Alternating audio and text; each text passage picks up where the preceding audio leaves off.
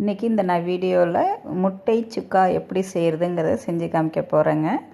அதுக்கு முன்னாடி எங்கள் சேனலை சப்ஸ்கிரைப் பண்ணாதவங்க சப்ஸ்கிரைப் பண்ணுங்கள். அப்போ தான் நான் போடுற வீடியோஸ் உங்களுக்கு தொடர்ந்து கிடைக்கும்.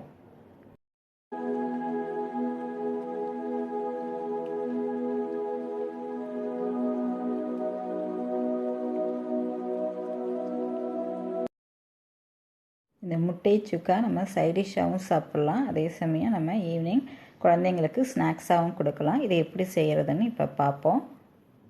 இதுக்கு நான் 4 முட்டை எடுத்திருக்கேன். இதை நான் உடச்சி பாத்திரத்தில் ஊற்றிக்க போகிறேன்.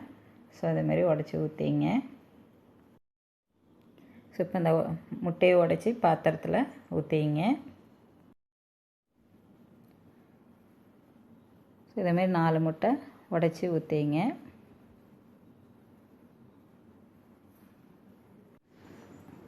இந்த எக் சுக்கா ரொம்ப டேஸ்ட்டாக இருக்குங்க. ஒரு டைம் நீங்கள் சின்ன பிள்ளைங்களுக்கு செஞ்சு கொடுத்தீங்கன்னா டே டு டே இதே தான் கேட்கும். ஈவினிங் நம்ம ஸ்நாக்ஸாக இது செஞ்சு கொடுக்குறப்ப ரொம்ப நல்லாயிருக்கும். ஸோ நான் மஞ்சத்தூள் ஒரு 1/4 டீஸ்பூன் போட்டிருக்கேன். இப்போ மிளகுத்தூள் ஒரு 1/4 டீஸ்பூன் போடுறேன். சால்ட்டு தேவையான அளவு, பெருஞ்சீரக பவுடர் ஒரு 1/4 டீஸ்பூன் போட்டுங்க.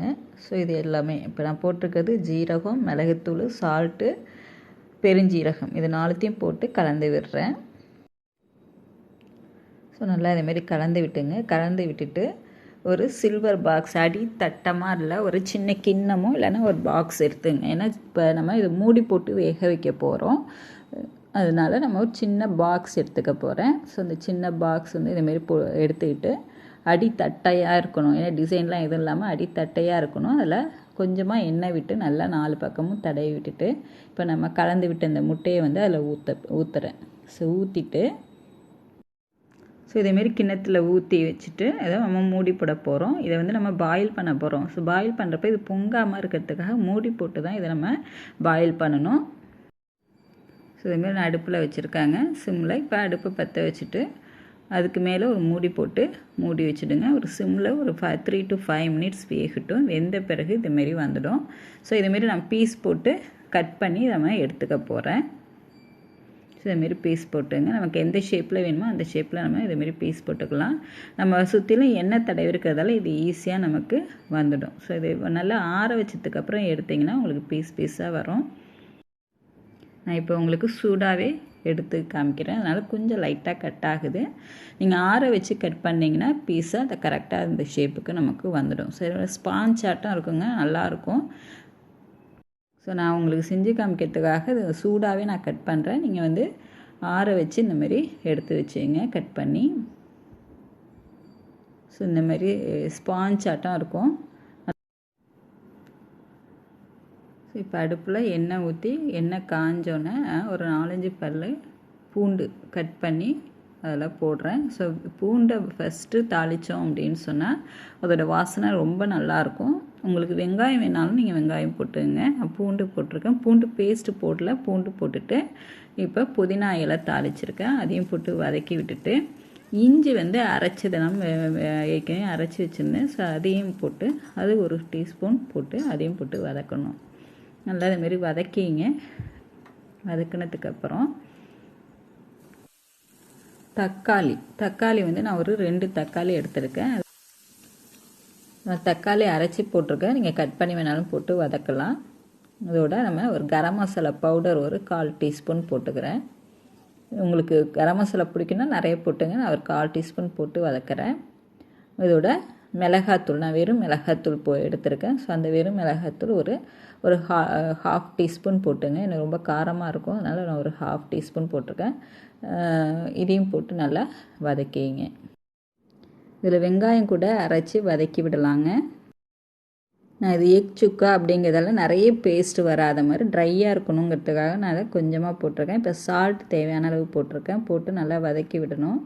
ஸோ நல்லா அந்த மசாலா பவுடர் அந்த சில்லி பவுடரோட வாசனை போக நல்லா வதக்கி விடணும். டேஸ்ட்டு டிஃப்ரெண்ட்டாக இருக்குங்க.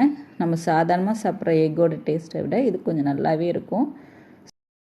இப்போ மசாலா நல்லா வதங்கிடுச்சிங்க. வதங்கினோன்னே இப்போ நம்ம கட் பண்ணி வச்சுருக்கிற இந்த எக் பீசஸை இதில் போட்டு வதக்க போகிறேன். இதில் வதக்கிக்க வேண்டியது தான். உங்களுக்கு கலர் பவுடர் வேணாலும் அதை கலர் பவுடர் போட்டுக்கலாம்.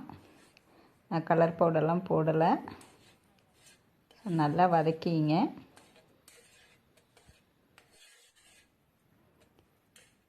ஸோ இதில் இந்த மசாலாலாம் அதில் ஒட்டுற மாதிரி நல்லா கலந்து விடுங்க. ஒவ்வொரு பீசஸ்லேயும் அந்த மசாலா கலக்கணும். ஸோ அந்த மாதிரி நல்லா ஒட்டுற மாதிரி நல்லா கலந்து விட்டுட்டே இருங்க. நல்லா ட்ரையாக ஆனதுக்கப்புறம் நம்ம இறக்கி வச்சு சர்வ் பண்ண வேண்டியது தான். ஸோ இதுமாரி வதக்கி விட்டுட்டே இருங்க. ஸோ இது நல்லா வதங்கிடுச்சிங்க. நம்ம சர்வ் பண்ண வேண்டியது தான்.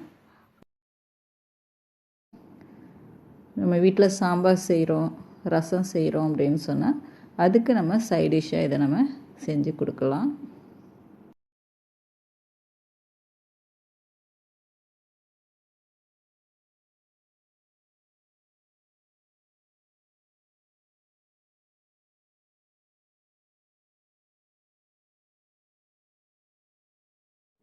ஸோ இந்த எக் சுக்கா சர்வ் பண்ண வேண்டியதாங்க. ரொம்ப நல்லாயிருக்கும். வீட்டில் செஞ்சு பாருங்கள், பிள்ளைங்களுக்கு கொடுங்க, நீங்களும் சாப்பிடுங்க. உங்களுக்கும் ரொம்ப பிடிக்கும், செஞ்சு கொடுக்குறவங்களுக்கும் ரொம்ப பிடிக்கும். நான் இப்போ சாப்பிட்டு பார்க்குறேன் பாருங்கள்.